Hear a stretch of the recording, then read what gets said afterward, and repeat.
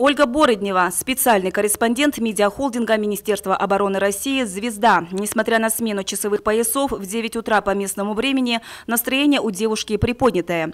Название утренней программы радиостанции «Голос Азии» «Завтрак со звездой» сегодня приобрел буквальный смысл.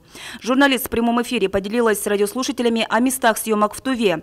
Особенно девушку впечатлил этнокультурный комплекс Алдын-Булак. Алдын-Булак, да, это вот вообще какое-то мистическое место, это место силы, я бы даже так выразилась, потому что вот мы приехали уже после съемок, уставшие, у нас очень плотный график съемок здесь, буквально 3-4 сюжета в день мы снимаем, потому что у вас так много всего, о чем хочется рассказать. Конечно, Тува большая. Именно.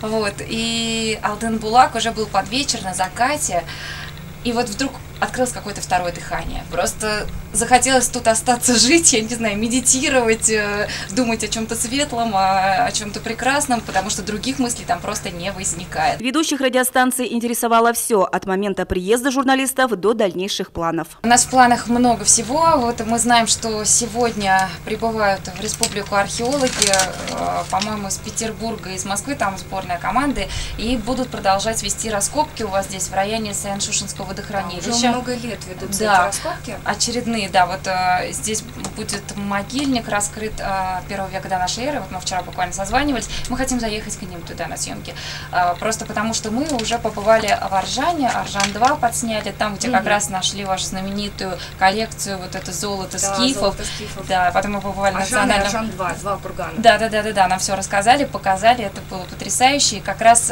мы побывали потом в музее, посмотрели само это золото, все эти украшения, очень впечатлились. Мысли посетителей музея, конечно, крутятся вокруг главного экспоната – гривны, символа власти. Это единственное подобное украшение скифов, которое сохранилось до наших дней в первозданном виде. Кроме того, оно самое тяжелое, весит 1503 грамма. Царь носил его с детства и никогда не снимал. Здесь даже нет для этого застежек. Съемочная группа телеканала «Звезда» прибыла в Туву несколько дней назад и уже посетила множество объектов и отсняла несколько часов материала. Наша цель – это снять цикл репортажей информационных, а возможно в будущем, если все сложится, еще и документальный фильм про республику. Это будет обсуждаться. Пока речь идет о цикле репортажей, о самых разных аспектах жизни тувинцев.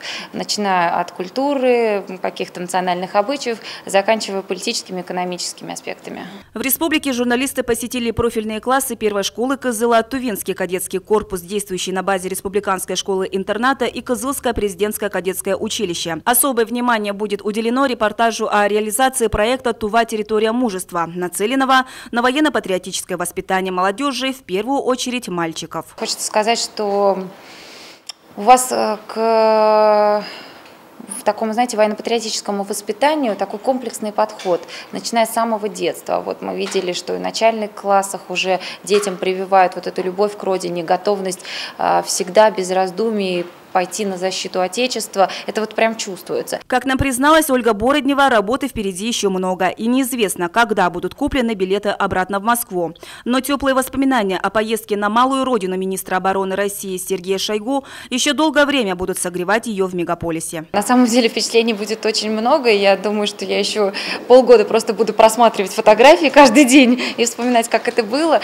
Но больше всего, наверное, тувинское вот это гостеприимство, вообще ваш вот такой национальный колорит, вот это нас еще поразило и восхитило. Первые репортажи с тувинской земли выйдут в эфир телеканала «Звезда» уже в ближайшее время. Чинчик Ашпуков, Буян Аюн, Игорь Стародумов, телекомпания «Новый век».